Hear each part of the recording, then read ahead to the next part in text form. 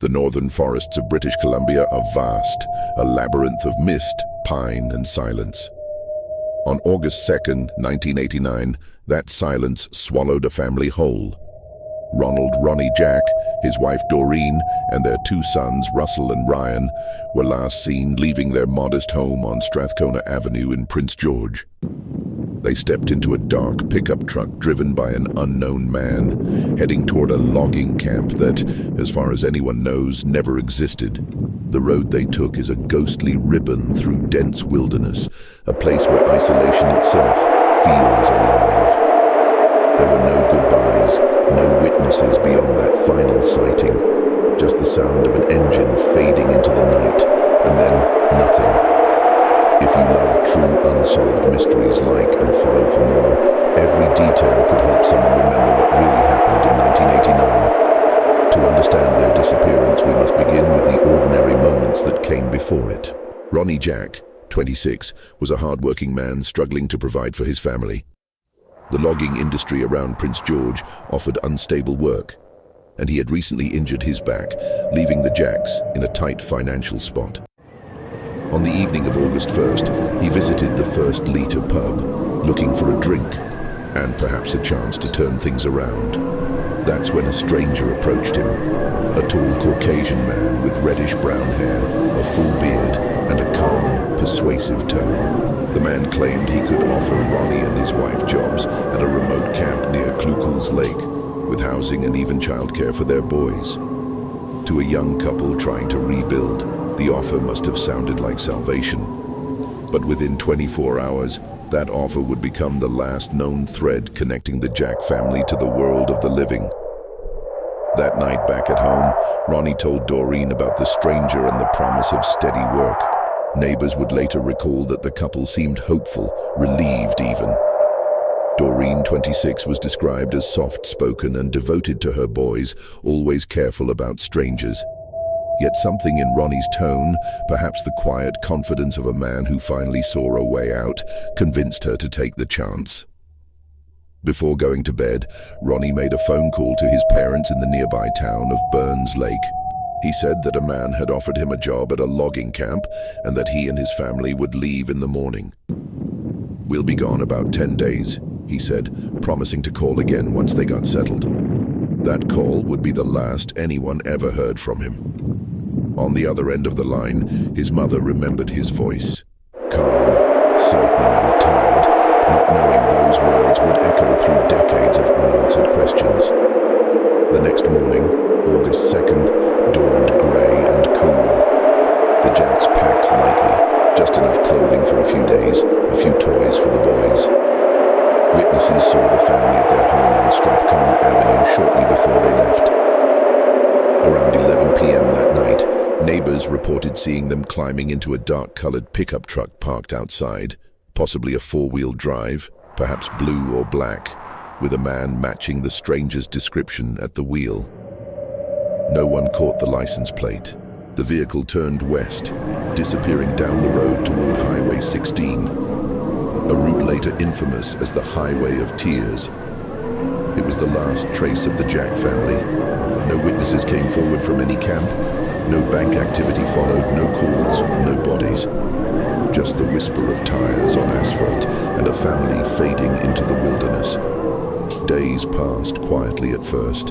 For those who knew the Jacks, it wasn't unusual for them to be away a while.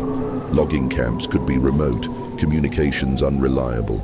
But when 10 days turned into 2 weeks, unease began to take hold. Ronnie's parents waited by the phone, replaying his last words, expecting another call that never came. Doreen's sister, Marlene, began making inquiries, calling around, asking if anyone had heard from them. Nothing. The family's modest house on Strathcona Avenue remained untouched, dishes still on the counter, children's clothes folded neatly in drawers. When the Royal Canadian Mounted Police were finally contacted on August 25, 1989, an official missing persons report was filed, 23 days after the family vanished. That delay, investigators would later admit, was a costly one. In the wilderness of northern British Columbia, 3 weeks is long enough for 1,000 clues to be swallowed whole. Police began retracing the family's final hours, interviewing patrons from the First Liter pub and canvassing the surrounding neighborhoods. Multiple witnesses confirmed seeing Ronnie with the tall, bearded man who had promised him work. He was described as friendly, confident and well-spoken, the kind of man who seemed trustworthy enough to lure a desperate father. Investigators searched for any nearby logging operations that matched his story, but no company in the region reported hiring anyone named Jack. There was no camp offering family accommodations, no job postings that fit the description. The man's identity evaporated as easily as his words. RCMP distributed composite sketches and followed hundreds of tips, yet every lead ended in a dead end. It was as if the stranger and the Jacks had been erased from the map. For 7 long years, the case lay dormant, a growing scar on the heart of Prince George. The Jack family's disappearance had become a quiet legend, a story locals mentioned in hushed tones when the northern fog rolled in. Then, in 1996, the phone rang inside the Vanderhoof RCMP detachment. The call lasted only 10 seconds. The voice, described as male and agitated, said, "The Jack family are buried in the south end of the ranch." Then, a click. The line went dead. Officers froze, the silence on the tape both chilling and deafening. They traced the call as best they could, but it led nowhere. The origin was never confirmed. What made the message more haunting was its specificity. The south end of the ranch, a phrase suggesting the caller knew something real, something hidden. For investigators, it was both a spark of hope and a dagger of uncertainty. In the weeks that followed, police released the recorded call to the public, hoping someone would recognize the voice. Experts conducted voice analysis, and ranch owners in the surrounding areas were questioned. Teams scoured rural properties, including several near the Saikus First Nation, where the terrain is wild and layered with history. Yet again, nothing surfaced. No graves, no bones, no evidence. But to many who heard the recording, something about the man's tone, hurried, almost fearful, suggested that he might have been close to the truth. The call became a ghost within the investigation. Proof that someone, somewhere, knew what happened to the Jacks, but either couldn't or wouldn't come forward. Years passed, and the sound of that trembling voice faded into the static of time, another haunting echo in a case already drowning in silence. As the years bled into decades, the mystery refused to fade. Detectives came and went, each reopening the file, each leaving with more questions than answers. The RCMP interviewed hundreds of people across northern British Columbia, from loggers and ranchers to transient workers who drifted between camps. Leads stretched thinly across the province. Sightings that led nowhere, rumors of isolated cabins, whispers of men who fit the description of the stranger. None proved verifiable. The Jack case became one of the longest-running missing person investigations in Canada, yet it yielded no remains, no vehicle, no trace. Investigators speculated that the man who offered the job might have been a drifter familiar with back roads and campsites, someone capable of vanishing into the wilderness as easily as he had appeared. To some, it felt as though the forest itself had claimed the family, the endless expanse of green swallowing them whole. In 2019, hope flickered again. Acting on renewed tips and modern technology, RCMP investigators, with cooperation from the Saikus First Nation, brought in ground-penetrating radar to examine properties south of Vanderhoof. The area matched in part the cryptic clue from the 1996 call, the south end of the ranch. Teams combed through thick brush and muddy fields, guided by cadaver dogs and radar imaging, capable of detecting soil disturbances. The operation lasted several days, drawing quiet attention from media and local residents. But once more, the forest yielded no secrets, no human remains, no evidence of burial, no sign that the Jacks had ever been there. Yet for Marlene Jack, Doreen's sister, and the few remaining relatives, the search was not in vain. "Even if we find nothing," she told reporters, "we remind the world that they're still missing. That's something."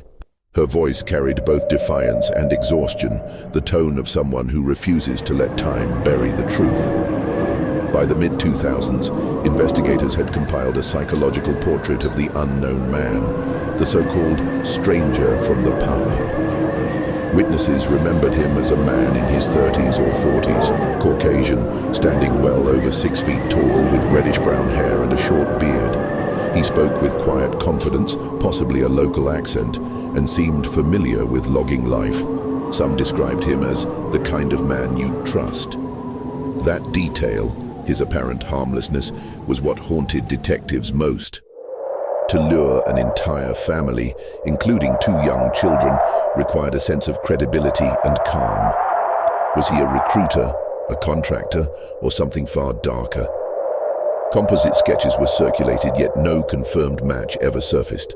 Decades later, some officers privately speculated that he might have been a man already known to police, someone who operated on the margins of remote labor camps, preying on those desperate for work. But without physical evidence, speculation remained all they had. Among the public, theories multiplied. Some believed the Jacks met with an accident en route to the alleged camp, that their truck veered off a logging road, hidden beneath decades of overgrowth. Others suspected abduction or murder, suggesting the stranger's job offer had been a trap. There were whispers of human trafficking, of debts owed, of systemic failure to protect indigenous families like the Jacks. Online forums and documentaries later linked the case to the Highway of Tears, a 720-kilometer stretch of Highway 16 where dozens of indigenous women and families had vanished since the 1970s. While the RCMP stopped short of confirming any connection, the parallels were impossible to ignore. The geography, the ethnicity, the silence.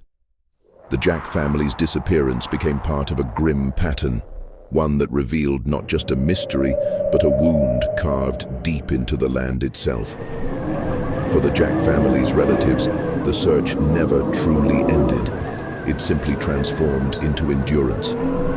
Doreen's sister, Marlene Jack, became the voice of persistence, refusing to let the case be forgotten.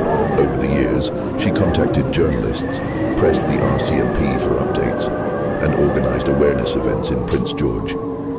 Each year, she would speak their names aloud. Ronnie, Doreen, Russell, Ryan, a ritual meant to fight against time's erasure. In interviews, Marlene's grief carried a raw clarity. "We just want to bring them home," she said in one broadcast, "even if it's just their bones." Online, a Missing Jack Family Facebook group became a digital memorial, collecting theories, maps, and memories. What began as a family tragedy slowly grew into a symbol of how indigenous families too often vanish into the wilderness and how justice seems to lose its way among the trees. The community of Prince George, long haunted by loss, carried the story like a ghost that refused to rest. Each new generation heard it, the family that left in a pickup and never came back. Some locals claimed they remembered the stranger's face. Others swore they saw a similar truck on the road that night. Campfire stories blurred into testimonies, but one fact remained: the forest keeps its secrets. Murals were painted, memorial walks were held, and the Jack name became both a warning and a plea. Police re-interviewed witnesses over the years, hoping fading memories might reveal something overlooked. But time, that cruel accomplice, kept pulling the truth further away. The silence surrounding the Jacks was not just the silence of absence. It was the silence of a system that had failed to protect them, and a land that seemed to conspire with forgetting. In recent years, the disappearance of the Jack family has resurfaced through documentaries, podcasts, and social media campaigns. True crime researchers and indigenous advocates have reignited public pressure, urging the RCMP to re-examine the case with modern forensic tools. Digital archives now preserve every detail, The pub encounter, the phone call, the composite sketch, as if rebuilding a map of vanished time. The Canada Unsolved Initiative and local independent investigators have brought renewed visibility, drawing attention to inconsistencies and missed opportunities from the early investigation. DNA analysis, satellite imagery, and cold case units have been discussed, yet progress remains painfully slow. The RCMP maintains that the case is still active and ongoing, but to the families, that phrase has come to sound hollow, a bureaucratic heartbeat echoing through the emptiness. Every new mention of the Jacks' names brings both hope and exhaustion. Hope that someone, somewhere, still cares, and exhaustion that after 36 years, they are still missing. In 2021, the story found new audiences when investigative journalists revisited it as part of a broader series on the Highway of Tears. The eerie similarities between cases reignited an old question. Was the Jack family's disappearance an isolated event, or part of something larger? A pattern of predation and neglect spanning decades. Interviews with surviving relatives revealed enduring frustration at how quickly early leads had gone cold, and how little media attention the case received in comparison to others. For many Indigenous Canadians, the Jacks story symbolizes more than a single tragedy. It stands as a mirror reflecting systemic invisibility. How some lives vanish not just into forests, but into silence. The image of that pickup truck, headlights piercing the night, has become emblematic of both danger and loss. A moving metaphor for every missing person who disappeared into the wilds of British Columbia, leaving behind only questions and echoes. Even after decades of investigation, the central questions remain suspended in shadow. Who was the man in the pickup truck? How did he know the Jacks were vulnerable, looking for work, desperate enough to trust a stranger? And what became of them once they left Prince George? Investigators have considered every possible route. Highway 16 toward Vanderhoof, the dirt roads branching to Klukul's Lake, and the labyrinthine network of Forest Service roads beyond. None revealed a single clue. The truck was never found, nor were any belongings, bones, or tire tracks conclusively tied to the family. The absence of physical evidence became, paradoxically, the case's most chilling feature. It suggested either a meticulously planned disappearance or a landscape vast enough to erase 4 lives without a trace. Each theory leads back to the same cold truth. Someone, somewhere, knows what happened and has managed to stay silent for more than 3 decades. As time passed, local legends grew around the case, blurring fact and folklore. Some spoke of a logging camp that once existed briefly near Klukul's Lake, unregistered, short-lived, forgotten after a fire. Others whispered of back roads that led to private land where transient workers lived off the grid. Hunters have claimed to see abandoned trucks deep in the bush, rusting away, their plates long removed. None of it has ever been proven, but every rumor keeps the story alive. For the people of Prince George, the forest holds a dual identity, a source of life and labor, and a graveyard of secrets. The Jack family became part of that haunting, a reminder that even in modern Canada, entire families can disappear without a sound. The case endures not just as an unsolved mystery, but as a wound that refuses to close, pulsing quietly beneath the soil and snow of the northern wilderness. Over the years, investigators and independent researchers have pieced together several possible scenarios, each darker and more unsettling than the last. The first, and perhaps most pragmatic, is the accidental death theory, that the family accepted the ride, drove along one of the unpaved forestry roads west of Prince George, and suffered a fatal crash. In the wilds of British Columbia, vehicles can disappear beneath dense growth or sink silently into deep water. Entire wrecks have been found, decades later, perfectly preserved in lakes hidden by moss and time. Yet no vehicle matching the description has ever been discovered, despite extensive aerial and ground searches. The second theory, the one that keeps investigators awake at night, is that the job offer was never real, that it was bait. Someone deliberately lured the Jacks into isolation, intending harm, whether for robbery, exploitation, or something far worse. The motive remains as elusive as the man himself. A third possibility emerged from whispers around nearby logging communities, that the stranger may have been connected to an unregistered or illegal camp where workers were paid cash and kept off the books. These temporary camps often vanished overnight, leaving no record. If the Jacks arrived at such a place, they could have met with violence or an accident covered up by others who feared prosecution. Still, without a trace of their belongings or remains, the scenario remains speculation. To some, it feels less like an investigation and more like an unfinished ghost story, a narrative that keeps folding in on itself. Every retelling only deepens the shadows. It's this ambiguity that makes the Jack disappearance so haunting. There is no closure, no evidence, only a vanishing so complete that even the land refuses to give up its memory. The disappearance of the Jack family transcends a police file.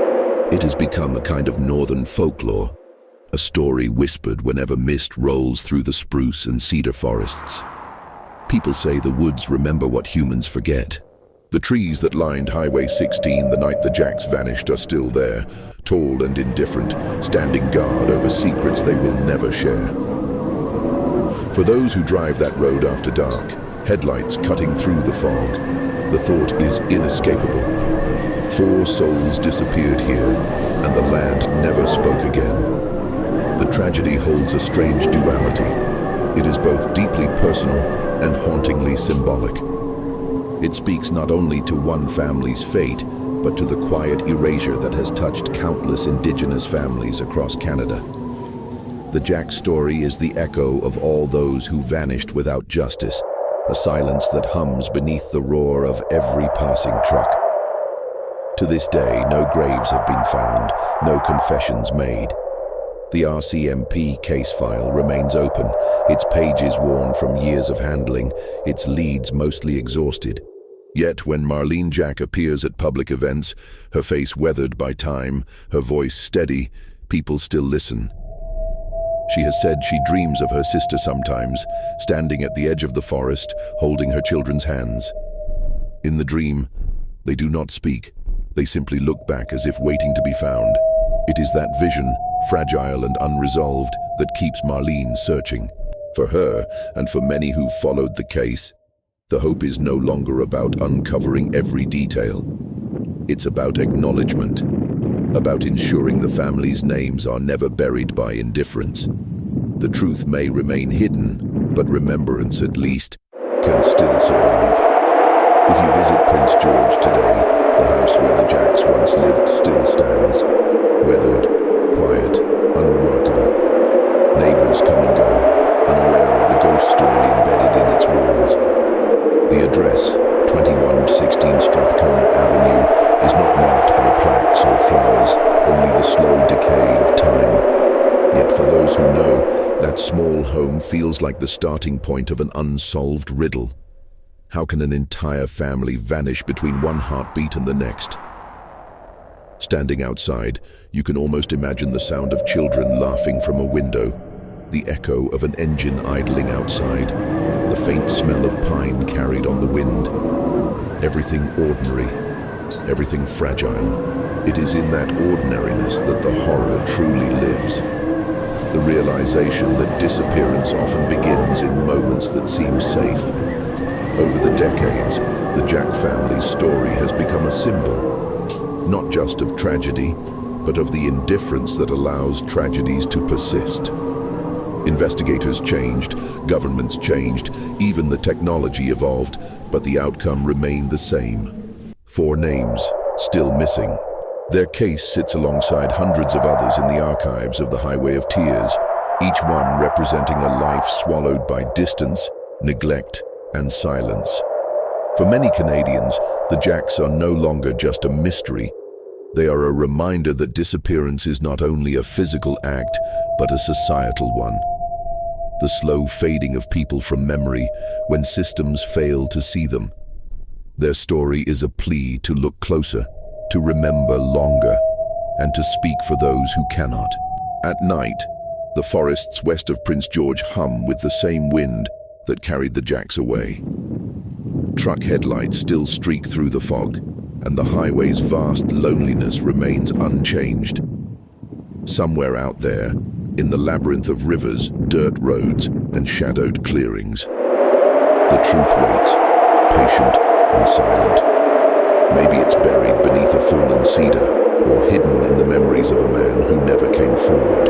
Or perhaps it has become part of the land itself, absorbed by the soil and roots of the northern wilderness. The silence of the case feels alive, not empty, but watchful, as if the forest itself guards the answer. And so, more than 3 decades later, the story of Ronnie, Doreen, Russell, and Ryan Jack remains one of Canada's most haunting unsolved mysteries.